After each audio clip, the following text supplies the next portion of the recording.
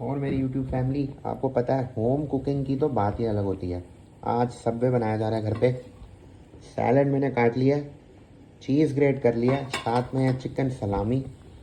हल्का हल्का मैं इसको फ्राई कर रहा हूँ बटर के साथ। और साथ ही मेरे पास साथ ब्रेड्स भी है।